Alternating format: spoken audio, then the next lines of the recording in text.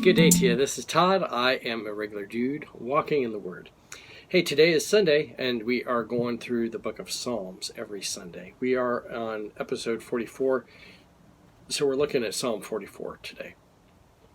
And I've entitled this, Learning from Our Past and Also True Prayer. Okay? You're going to see in the psalm here that we're going to read, Psalm 44, that he spends a lot of time at the beginning here writing and talking about the great things God has done in the past and how God has delivered them and what God has done and saving them. And so it's important for us to also look at our past and how we're going to learn from that. And the past influences the rest of the psalm too. And then later on, you're going to see he progresses to the present and then the future, and how they're being persecuted, and the Jewish people there are being persecuted, and then he's crying out to God for help. So this is a picture also of an honest prayer. Okay, a prayer is talking to God. Okay, sometimes you're saying things that you really need help with. Sometimes it's crying out if you need help with something, or if you're thanking God for something, but you're being honest with God about what's going on. And if you're in prayer is like talking to a friend, okay? Talking to a friend with respect, okay? And so when you talk with a friend, you're telling that friend exactly what's going on in your life, and not hiding anything from that friend. And it's the same way here when the psalmist is talking to God, he's being honest with what's happening in his life. So let's read here.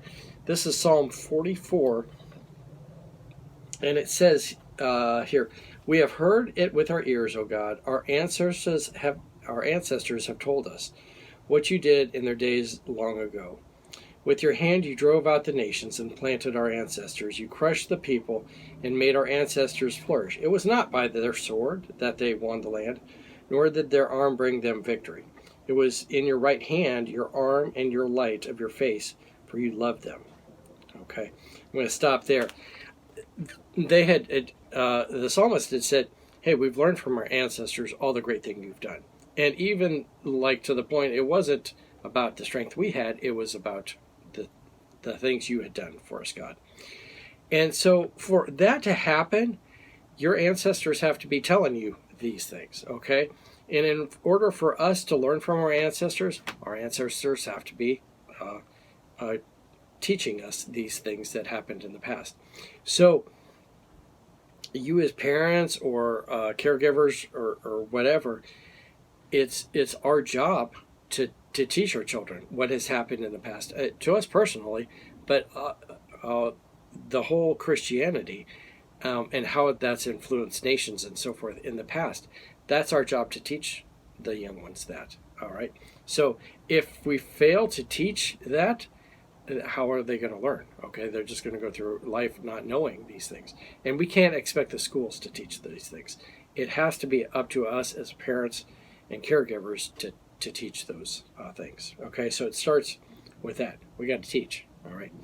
Then then we have to, once we know the history, we have to learn from that. Okay, it's not, that was a nice story. No, we have to learn from it. If we don't learn from our history, we're bound to repeat the same thing over and again.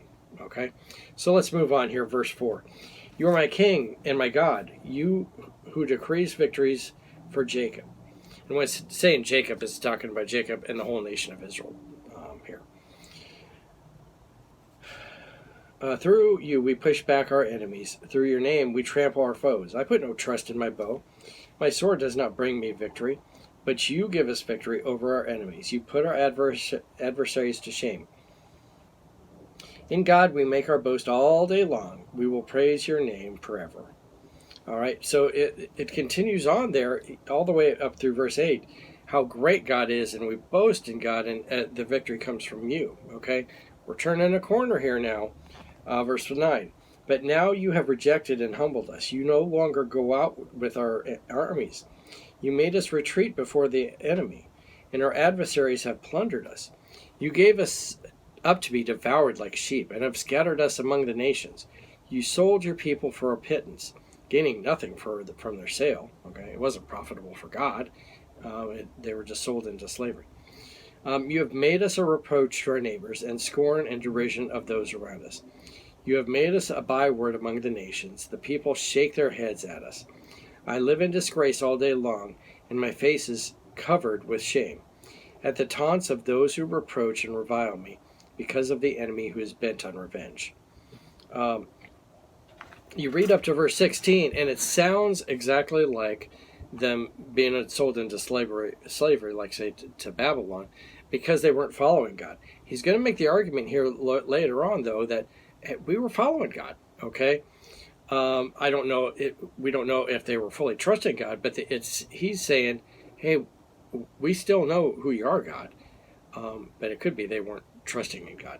This is also can be a picture of during the tribulation, during the time of the tribulation, where the people of Israel the nation of Israel is turning to God, but they're being slaughtered and everything else. They're being severely persecuted during that time. Okay, so like J. Vernon McGee would argue that this psalm here is a picture of the tribulation and how God is working through the Jewish nation during that time. Okay, other commentators have different time periods that they associate with this with, but the thing that we need to learn from this is looking back at the history. Are we teaching the history, and are we learning from the history? Okay, and then also our prayers are the true prayers, because this guy is writing here a true prayer to God. All right, let's continue on here.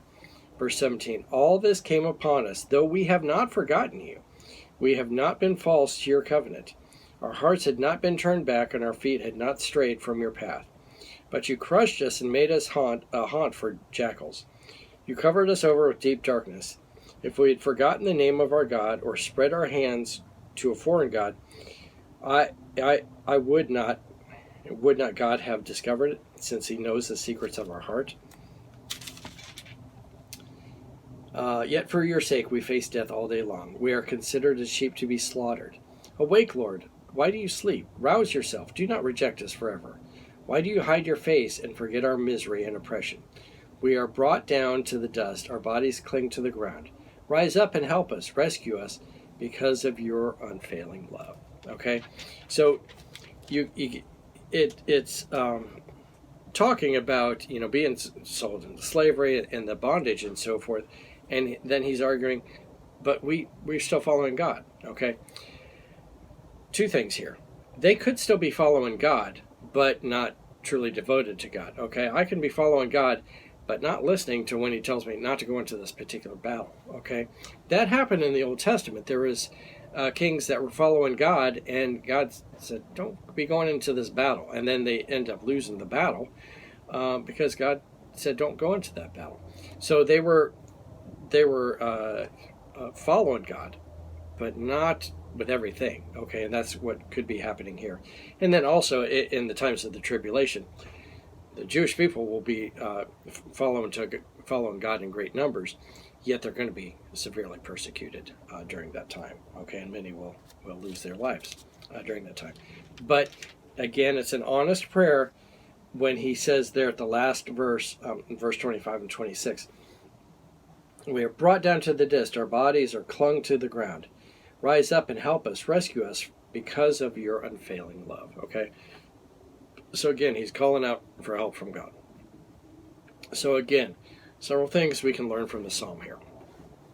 First of all, we need to teach our past, the whole aspect of Christianity, to our children, okay, in order for them to understand and become devout followers of Christ, okay? The second thing is this: we have to learn from our history. If we go and we teach the history, but we don't learn from it and change our ways, then we're just going to repeat the path of history. And so that history is given to us for us to learn from, okay? And then the last picture here is a picture of honest, true prayer. Crying out to God, I think I'm following you, but I am still being persecuted. And so it's a time for us to listen to God. A lot of times our prayers are me talk, but I'm not listening to God. So evaluate your prayer life. How are you communicating with God? Okay, are you talking too much and not listening? Are you just doing your own thing and waiting for God to endorse your bad decisions? Look at your prayer life. All right. Hey, thanks for watching. I'm just a regular dude walking in the Word, and I look forward to seeing you next Sunday as we go through Psalms, and then tomorrow as we continue our journey through Leviticus. Lord's blessing. I'll see you then.